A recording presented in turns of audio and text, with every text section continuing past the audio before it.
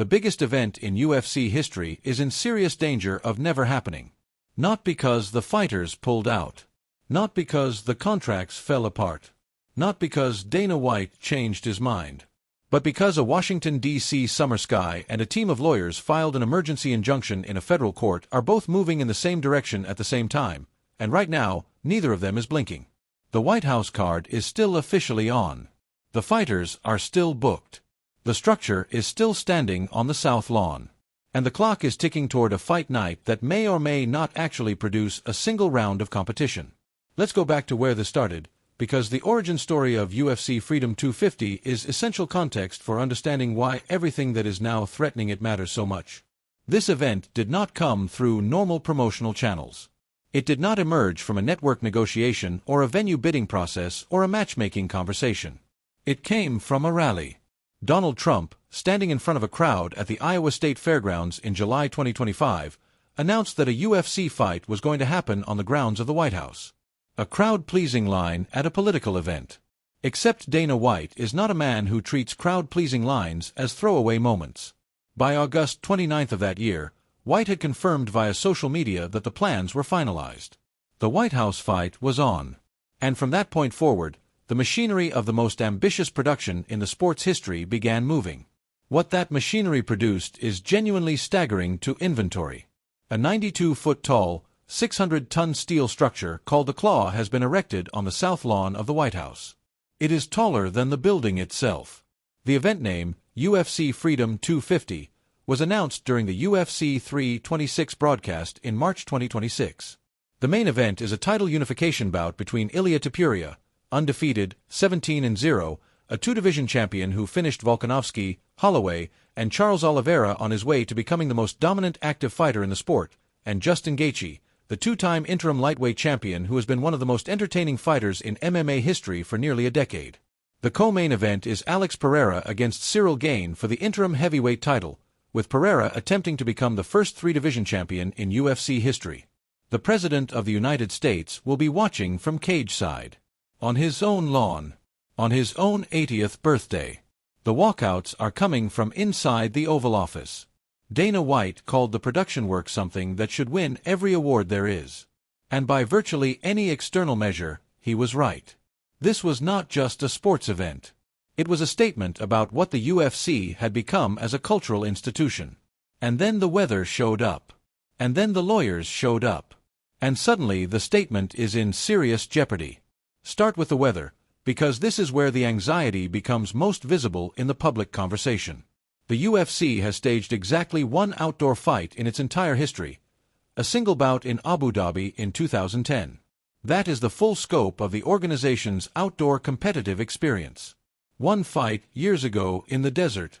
Now they are doing it on a lawn in Washington, D.C. in June, which means they are doing it in one of the most reliably volatile summer weather environments on the east coast of the United States. Washington in June is thick, heavy air that builds heat through the day and releases it in storms that move fast and carry lightning. Jennifer Gray of the Weather Channel, speaking to USA Today Sports, put the probability of thunderstorms around 40% for fight night, adding that she could not promise clear skies or comfortable temperatures and that she saw nothing in the forecast pattern to suggest Sunday would be meaningfully different from the stormy days surrounding it. AccuWeather's forecast went further, placing the chance of rain at 65%. Rain alone does not cancel a UFC event.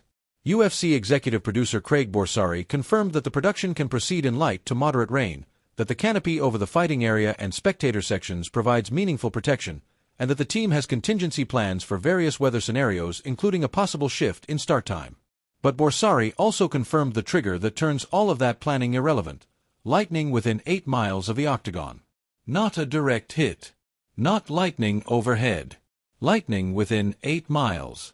At that point, a mandatory 30-minute evacuation protocol kicks in. With approximately 4,000 people at the temporary venue on the South Lawn and roughly 85,000 more watching on large screens at the Ellipse, with no canopy, no shelter, and no easy evacuation path, a thunderstorm that produces lightning 8 miles from the fight site does not just pause the event. It shuts it down. And in a Washington, D.C. summer, that is not a remote scenario. That is Tuesday night in July. That is the kind of storm pattern that meteorologists are not hedging about. They are saying it is likely, they are saying the forecast is trending in the wrong direction, And they are saying that the 85,000 people at the Ellipse have no real shelter plan if something dangerous rolls in quickly. Joe Rogan, who will be calling the fights, called the event a gimmick on his podcast.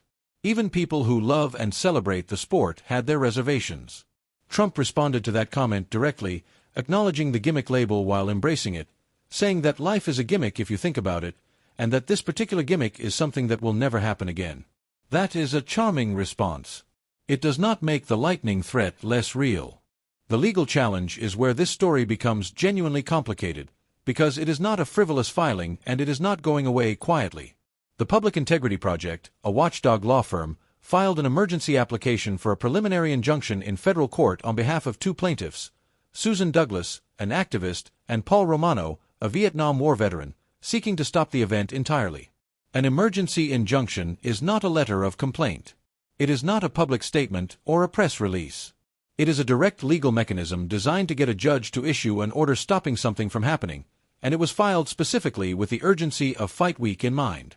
The lawsuit has multiple distinct legal arguments, and each of them deserves serious examination rather than dismissal. The first argument is that the event violates National Park Service regulations that prohibit commercial sporting events on specific federal parklands. The White House South Lawn is managed under federal property rules, and the lawsuit contends that a commercial UFC event does not qualify for the kind of exemption that would allow it to proceed under existing regulations. The second argument is about congressional authorization.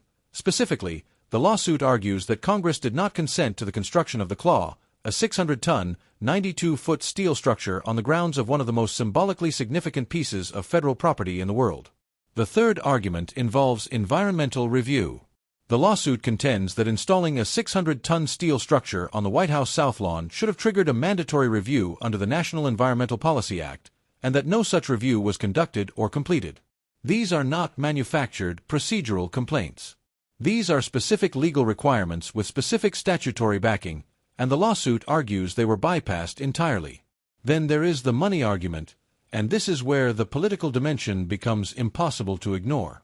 The lawsuit highlighted that Donald Trump purchased between $15,000 and $50,000 worth of stock in TKO Group Holdings, the parent company of the UFC, in March 2026.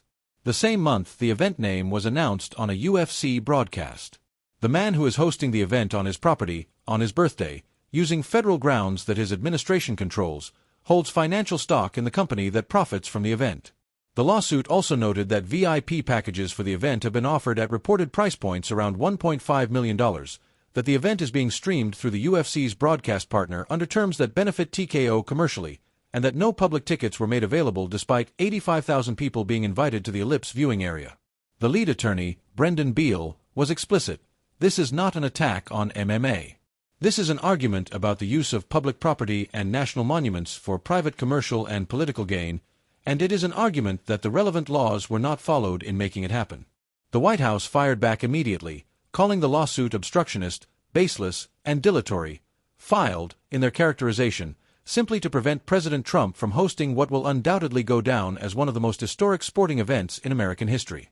That is the administration's position, and they are entitled to it. But there is a factual dimension to the lawsuit's claims that the White House's characterization does not address, and that is the organizational disavowal. The Freedom 250 organization, the group that the event is supposedly named after and tied to as a celebration of America's 250th anniversary of independence, told ESPN directly that Freedom 250 has not been responsible for the operations, logistics, or funding of the UFC White House event, and that no money from Freedom 250 has gone to the White House card. America 250, another organization authorizing semi-quincentennial events, stated that the UFC card is not part of its programming. The two organizations that provide the events claimed justification for using federal grounds as a celebration of American independence have both stepped back and said this is not theirs. That is a significant factual problem for the event's legal standing, and it is precisely the kind of factual problem that makes an emergency injunction difficult to dismiss outright. Beal indicated that he anticipates a ruling during Fight Week. The clock is moving. The legal outcome is genuinely uncertain. The administration has the resources and the will to fight the injunction. Courts move on their own timeline, and a denial of the injunction still leaves the underlying lawsuit in place. But a granted injunction before fight night would stop the event cold. No amount of production preparation, no amount of Dana White's will, no amount of Trump's enthusiasm changes what a federal judge's order does. And sitting behind all of this is the commercial reality that makes it even more consequential. TKO President Mark Shapiro stated publicly that the event is not expected to turn a profit, with the goal being to recoup approximately half of the total projected cost of $60 million through sponsors and new partnerships. That means the UFC is walking into this event already planning to absorb $30 million in losses in exchange for the brand positioning and cultural statement that a White House card represents. The claw alone represents a massive capital expenditure. The production infrastructure, the security requirements, the South Lawn restoration costs, projected around $700,000, and the VIP hospitality programming all add up to a financial commitment that makes postponement not just logistically painful but commercially catastrophic. The sponsors have committed. The broadcast deals are structured. The fighter contracts are signed. Every day closer to fight night that the event remains in legal jeopardy is another day of financial exposure that compounds. What makes the human dimension of this story so compelling is what is actually at stake for the fighters themselves, independent of all the legal and meteorological drama. Ilia Topuria walking out of the Oval Office is a moment that exists nowhere else in the history of the sport. Justin Gaethje, who has been one of the most spectacular and beloved fighters of his generation, who has been denied the undisputed title in every previous attempt, is getting his final and most significant shot at that belt in a setting that matches the scale of what he has given the sport. Alex Pereira, who has already done things in MMA that no one thought were possible, is 2 rounds away from becoming a 3-division champion, a distinction that would rewrite the record books permanently. These are not abstract competitive stakes. These are the kinds of career-defining moments that athletes spend their entire lives building toward. And all of it is sitting under a Washington, D.C. summer sky, inside a 600-ton steel structure on a lawn, waiting to see whether a judge issues an order or a thunderstorm decides the question first. Justin Gaethje, asked about the weather threat in the lead-up to the event, gave the only answer that was ever going to come out of his mouth. Whatever bug bites me will bite him too. That is the mentality. That is who he is. You can threaten the venue, you can threaten the forecast, you can file your injunctions and issue your weather warnings. Gaethje is going to show up and try to take someone's head off regardless. The question is whether the Octagon is still standing when he gets there. The event is officially still on. The production crew is still working. The claw is still standing. Dana White has heard every objection, every warning, every legal argument, and every weather forecast, and his public position has not moved. The fights are scheduled. The fighters are ready. And somewhere between now and fight night, the courts and the clouds are both going to render their own verdicts. The most ambitious event in MMA history is one judge's order or one lightning strike away from becoming the most expensive cancellation the sport has ever seen.